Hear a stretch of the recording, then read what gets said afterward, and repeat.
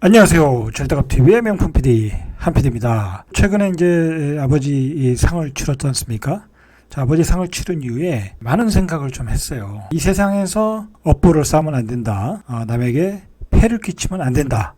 뭐 그런 생각. 김영석 철학자죠. 그 102세까지 지금 살고 계신 분. 그분이 아주 좋은 말씀을 했어요.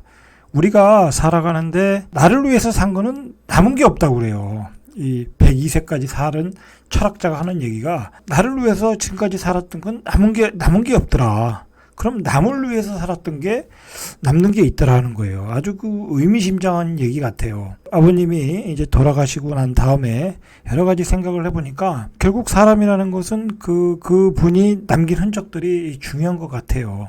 자, 그런 의미에서 유튜브도 많이 생각을 해봤는데 최근에 이제 아버지의 상을 치르고 유튜브를 많이 제작하지 않았습니까? 뭐 그런 그 고민의 과정 같아요. 뭐 저는 뭐 구독자가 3만 한 2천이 안 돼요. 뭐 많지는 않고 뭐 그렇다고 뭐 조회수가 많이 나오는 조회수도 아니에요. 나름대로 이제 열심히 만들고 있는데 재테크 유튜브잖아요. 그것도 뭐 부동산 유튜브인데 어차피 뭐 제 채널을 보시는 분들은 뭐 제 채널을 보시고 여기서 정보를 잘 취합해서 도움이 돼야 되지 않겠습니까? 뭐 도움이 되는 정도가 아니라 부자가 되어야 되지 않겠습니까? 부자가. 그런 점에서 제 채널의 방향을 조금 뭐랄까요? 조금 진지하게 깊게 소수를 위해서 만들어야 되겠다라는 생각이 들어요. 소수를 위해서. 여러분 예를 들어서 사실 뭐 이 정부 채널 중에서 어떤 건 재테크 채널이 이 인기 채널이잖아요. 뭐 그래서 뭐 3% 주식 채널 3%라든지 뭐 김작가 TV, 심사임당 뭐 그런 게 다 재테크 채널이잖아요. 그래서 뭐 100만도 넘고 뭐 200만에 가까운 채널도 있고 그런데 3%를 보고 내가 주식 투자를 해서 여러분이 부자가 될 수 있겠습니까? 예를 들어서 뭐 심사임당, 김작가 TV에 나오는 유명한 자산을 크게 이루신 분들의 얘기를 들어서 부자가 되겠습니까? 그걸 보신 분들이 다 부자가 되겠습니까? 제 얘기는 그거예요. 뭐 구독수가 뭐 어떤 채널 어떤 경우는 100만도 넘고 뭐 몇십만도 나오고 하는데 그걸 보신 분들이 다 부자가 되겠습니까? 안 된다고 봐요, 저는. 저는 안 된다. 특히 예를 들어서 이 주식 채널 같은 경우에는 어떤 주식의 어떤 수준이 어떤 고급, 최소한 고급, 중급을 넘어서 고급 수준이 되어야 어떤 방송의 프로를 보고 그 정보를 가려낼 수 있어요. 속아낼 수 있다라는 거예요. 제가 저는 뭐 요즘은 거의 주식 방송은 거의 안 보는데 거의 소음이에요. 제가 보기엔 거의 소음이다. 오히려 그 주식에서 주는 정보들을 역이용할 줄 알아야 돼요. 역이용할 줄 알아야 된다. 대중들이 어떤 심리를 가지고 움직이는지 뭐 그런 관점으로 봐야 되는데 대부분이 그렇지 않거든요. 그냥 집단적인 광기와 히스테리로 대응을 하다 보니까 거의 다 꼭지에서 물리는 거예요. 자, 그건 뭐 그렇다 치고 어쨌든 많은 분들이 재테크 채널을 봐도 결국 부자가 되는 길은 쉽지 않을 것이고 부자가 다 될 수가 없다라고 저는 정의를 내렸어요. 그렇게 나름대로 내렸어요. 그렇다면 제 구독자가 3만 뭐 한 1,900명 정도 되는데 저는 제가 보기에 제 채널을 보고 정말 저를 잘 따라오면 제가 이제 앞으로 이제 뭐 저는 이렇게 어떻게 투자를 하고 그다음에 몇 년 뒤에 어떤 아파트를 사고 주식 투자에는 얼마를 하고 어떤 그런 나이대별로 시기별로 포트폴리오가 다 짜여져 있거든요. 사실 뭐 제가 요즘 이제 주식도 많이 지금 저점에서 사 모으고 있어요. 근데 주식은 더 떨어질 수도 있어요. 떨어질 수도 있는데 제 포트폴리오의 관점에서 그리고 가격의 관점에서 싸다고 하는 주식들은 다 주워 담고 있어요. 제가 말씀드리는 건 뭐냐면 제 채널에 어쩌면 10%도 안 될 거다. 5%, 어쩌면 5%도 안 될 거다. 아마 3% 정도. 전 3% 정도만 저를 잘 따라오셔가지고 저와 같이 함께 큰 자산을 만들었으면 좋겠어요. 큰 자산. 저는 그러한 어떻게 보면 아주 간단하게 만들 수 있는 그러한 것들을 다 가지고 있어요. 생각을 가지고 있단 말이에요. 아주 간단하게 간단하게 내 자산을 심지어는 뭐 5배, 10배까지 만들 수 있는 그런 흐름을 알고 있어요. 흐름을. 저는 그 IMF 이후에 뭐 직장 그만두고 투자자로 몇십 년이에요, 이게. 한 거의 뭐 25년 이상을 투자자로 살았잖아요. 뭐 일반인들하고는 틀려요, 저는. 저는 직장을 다닌 건 아니고 계속 투자자로 살고 부동산을 하고 지금도 주식 부동산 하고, 물론 지금은 직장을 다니지만 지금의 직장은 어떤 어떤 그 워라밸을 확 낮춰서 투자 활동하는데 어떤 그 방해가 안 되는 정도의 직장이에요, 사실. 저는 투자가 더 우선이다. 자, 그렇기 때문에 몇십 년간을 그런 과정을 봤기 때문에, 그런 과정을 경험을 했기 때문에 앞으로 어떻게 돈을 벌어야 되나, 어떻게 큰 자산을 만들어야 되나, 그런 큰 흐름을 알고 있어요. 그리고 그 타이밍도 잡고, 타이밍이 중요한 거예요. 가격이 중요한 게 아니에요. 가격이 중요한 게 아니다. 자, 그래서 어떤 그 구독자와 같이 공유하고 싶다라는 거, 공유하고 싶다. 그러나 어떤 뭐 부동산 유튜브 보면 뭐 어느 지역이 뭐 좋다, 뭐 앞으로 10년 후엔 이 지역이다, 뭐 그런 자극적인 내용들이 있잖아요. 끊임없이 투자처를 제공해 주잖아요. 저도 그렇게 하면 조회수 확 늘릴 수 있어요. 그런데 그건 의미가 없다. 그렇게 해가지고는 여러분, 여러분 쪽방 날 수 있어요. 쪽방 날 수 있다. 그게 그럴 수밖에 없어요. 주식 투자 전문가들이 3,300 갈 때 뭐라고 그랬어요? 4,000 간다고 여기 그 고점에 있는 주식은 마구 추천하다가 다 쪽방 났잖아요. 그 누구라고 얘기는 못 하겠는데, 자, 뭐 부동산도 마찬가지예요, 여러분. 부동산도 마찬가지다. 이 주식이건 부동산이건 투자라는 건 사이클이 있는 거예요, 사이클.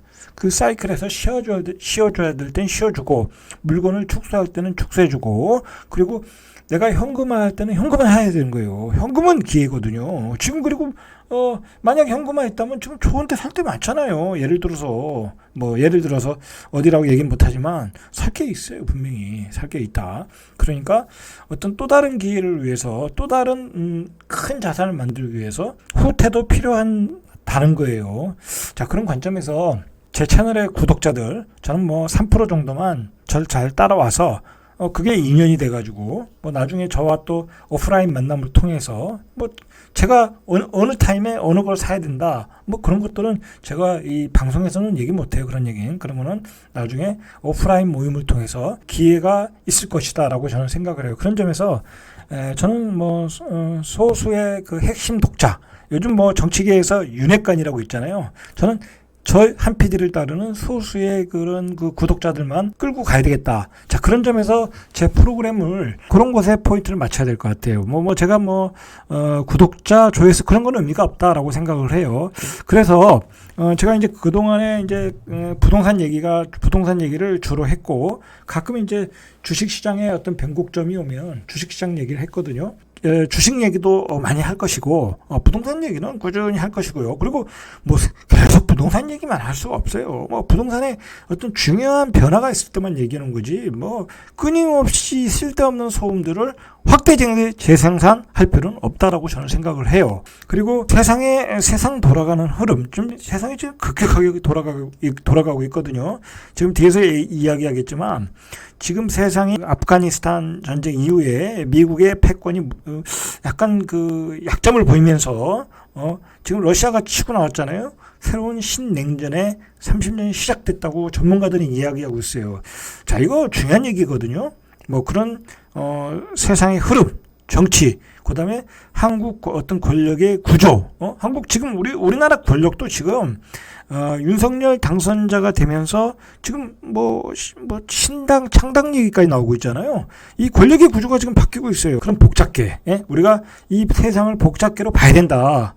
복잡계로 봐서 우리가 투자를 어떻게 해야 되나, 어디에 해야 되나, 어느 시기에 해야 되나. 자, 그것을 핵심 구독자를 위하여 그분들이 저와 같이 똑같이 그 큰 자산을 만들 수 있도록 노력을 하는 방향으로 유튜브를 제작할 테니까 여러분들이 잘 따라오시면 될 것 같아요. 큰 부자가 되는 거는 저한테는 시간 문제라고 생각해요. 왜냐하면 저는 그 방법을 다 알고 있거든요. 다 알고 있어요.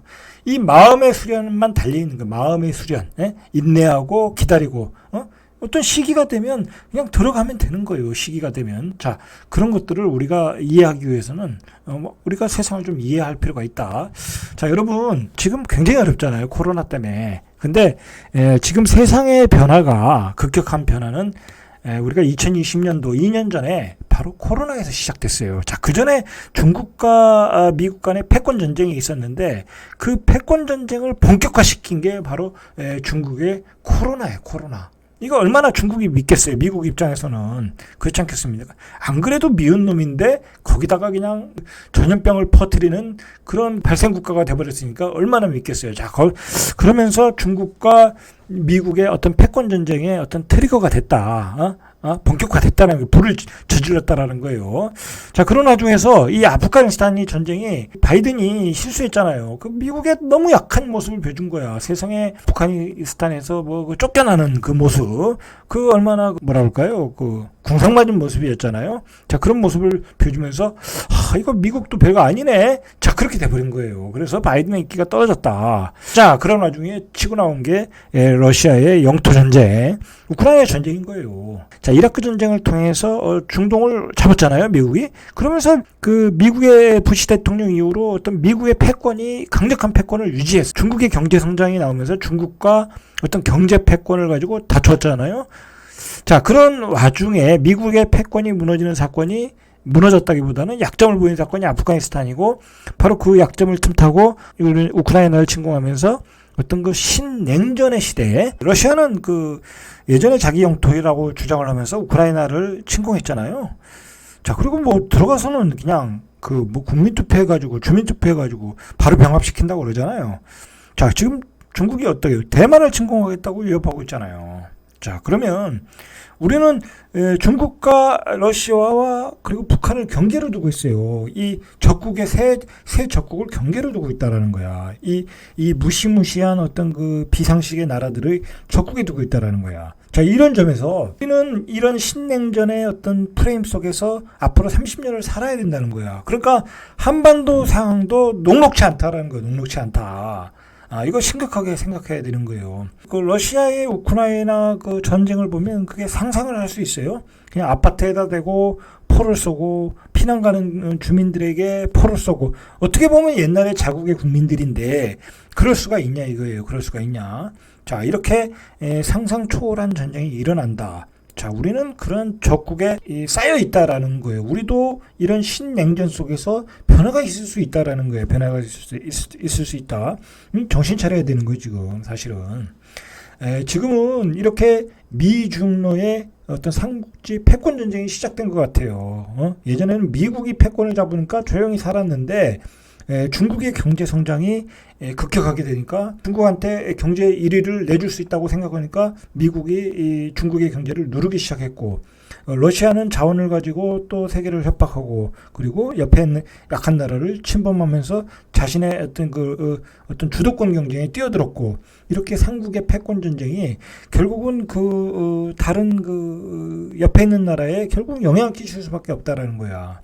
자, 그런 점에서 우리가 이러한 어떤 세상의 흐름을 읽어야 된다라는 거예요. 세상의 흐름을 읽어야 된다. 세상의 흐름을 읽지 못하면 쓰나미에 쓸려간다라는 거. 쓰나미에 쓸려간다. 자, 요즘 얘기가 좀 서론이 길어지는데, 요즘 우리가 뭐 부동산이든 주식이든, 이게 주식하는 사람은 주식만 보면 안 되는 거고, 부동산을 하는 사람은 부동산만 보면 안 돼요. 참 요즘 내가 보면은 너무 과간이다라고 느껴져요. 예를 들어서 지금 대선 이후에 무슨 공약이 나온다고 하니까 또 상승을 한다? 그거는 정말 제가 누누이 얘기하지만 그 부동산 꾼들이 선동하는 거예요. 제가 이런 얘기한다고 그 사람들이 저를 욕할 수는 있어요. 그러나 그 사람들 가슴에 대고 생각을 한번 양심상 생각을 해보라고. 지금 집값이 3배가 올랐는데 우리나라 그 소득 수준의 20배가 되어버렸는데, 이 구매력의 20배, PIR이 20배가 됐는데 거기서 집값이 더 오른다? 그들이 얘기하는 그 공급론을 가지고 얘기하는 건데, 그렇지 않다. 결국 그렇지 않다. 그것은 어쨌든 선동이다. 저는 그렇게 봐요. 저는 그렇게 보고, 이 세상의 어떤 거대한 흐름, 복잡계 속에서 이 부동산을 보고 주식을 보고 어떻게 이 사이클상 고점인 가격대에서 무슨 호재도 아니에요. 사실 내용상 보면은 제가 전프로에서 얘기했지만, 이 보수 정권이 잡으면 시장 경제로 와서 공급 위주로 가기 때문에 가격이 떨어질 수밖에 없는데, 단기적으로 약간 들썩일 수 있는데 그걸 가지고 집값이 또 폭등한다. 선동을 하고 있다라는 거예요. 자, 그러나 우리가 지금 세상의 흐름을 읽어야 된다. 세상의 흐름을 읽어야 되고, 지금은 금리가 어떻게 될지 모른다. 그리고 가격의 흐름상 고점이다. 항상 그걸 기억하시고 대비를 하셔야 돼요. 절대 주변의 그 선동가들에 의해서 선동되면 안 된다라고 저는 봐요.